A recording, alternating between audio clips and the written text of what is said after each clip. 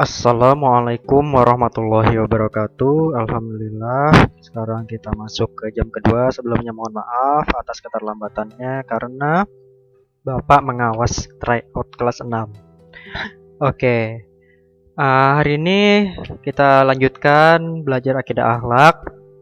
Bab 5 kita masukin ya, sifat munafik. Namun sebelum itu, seperti biasa untuk mengundang rahmat Allah, marilah kita membaca basmalah. Bismillahirrahmanirrahim. Oke, sifat munafik berasal dari kata nifak. Nah, nifak adalah suatu perbuatan menyembunyikan kekafiran di dalam hati dan menampakkan keimanan pada agama Islam. Nah, ingat ya, hatinya jelek, ya, perkataan dan perbuatannya bagus gitu ya, tapi hatinya jelek, itu munafik. Seperti yang tercantum dalam Al-Quran surah Al-Baqarah ayat 14 ya. Dan bila mereka berjumpa dengan orang-orang yang beriman, mereka mengatakan kami telah beriman.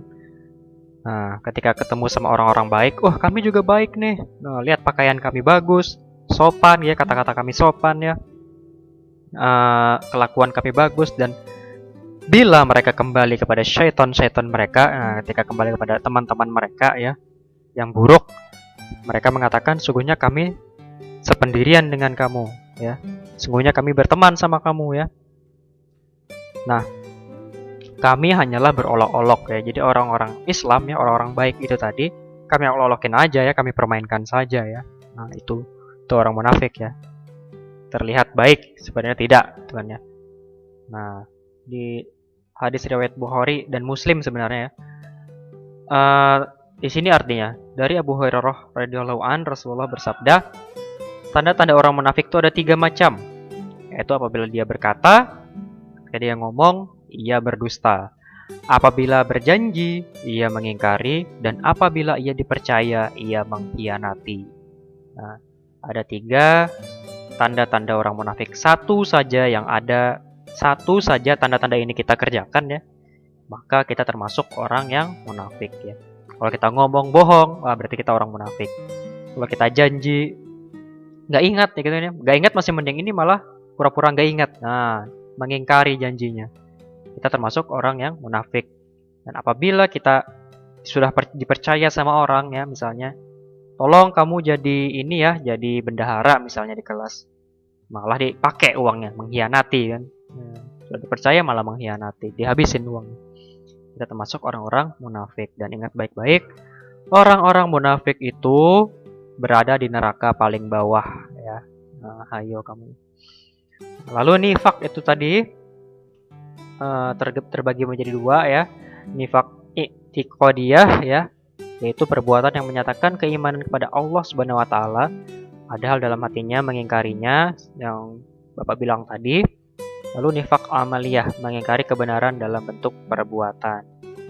Ya. Lalu bahayanya apa sifat-sifat munafik? Ada di bukunya juga ya.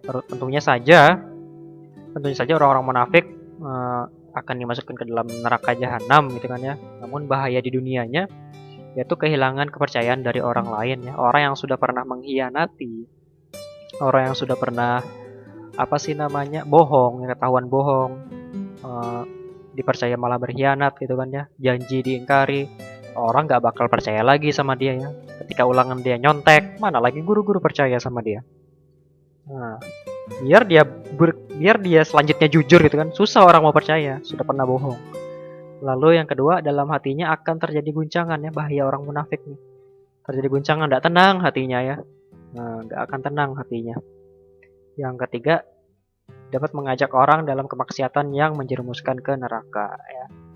Sudah dianya jelek, ngajak-ngajak orang ya, bisa ngajak orang ya. Lalu yang keempat, dapat memperkeruh suasana ketentraman hidup di masyarakat karena perbuatannya. Nah, ya. Cara menghindarinya, yang pertama tentu saja jangan lupa berdoa kepada Allah agar dilindunginya, agar dijauhkan dari sifat munafik. Yang kedua, selalu berkata jujur meskipun berat ya. Jujur itu kadang gampang, kadang juga berat ya. Misalnya habis jatuh dari sepeda, kamu kenapa ini? Nah, bingung kan? Mau jawab apa? Kalau ngomong dimarahin gitu ini. Kamu sih ngebut ya. Mau nggak mau tetap harus jujur ya. Yang ketiga, jujur lebih baik gitu kan ya. daripada nanti ketahuan bohong. Yang ketiga, berusaha menjaga amanat semampunya dan sekuat tenaga ya. Menjaga amanat ya yang sudah diberikan semampunya. Semampunya itu bukan semaunya ya. Semampunya itu ya sekuat tenaga ya. Yang keempat, tidak mudah berjanji ya. Dan kalau mau janji mikir-mikir dulu, dan apabila sudah berjanji harus ditepati ya. Jangan lupa atau pura-pura lupa. Berteman dengan orang-orang yang soleh dan baik ya. Cari teman yang baik. Yang terakhir, selalu ingat ancaman Allah Subhanahu wa taala bagi orang munafik ya. Ancamannya apa tadi? Masuk ke neraka jahanam ya. Oke. Sekarang tugasnya buka halaman 65, isi kolom ya 1 sampai 10 ya atau tidak. Isi dengan jujur. Misalnya nomor 1, saya berkata bohong agar dipuji oleh teman. Nah, itu benar atau tidak? Oh, saya nggak bohong, nggak pernah bohong, berarti isi tidak. Kalau misalnya pernah, oh iya aku pernah gini nih, pernah bohong aku supaya dipuji teman, diisi iya. Isi dengan jujur. Bapak akhiri dengan mengucapkan terima kasih. Kalau ada pertanyaan silakan tanyakan Bapak. Bapak akhiri dengan mengucapkan terima kasih. Walhamdulillahirabbil alamin. Wassalamualaikum warahmatullahi wabarakatuh.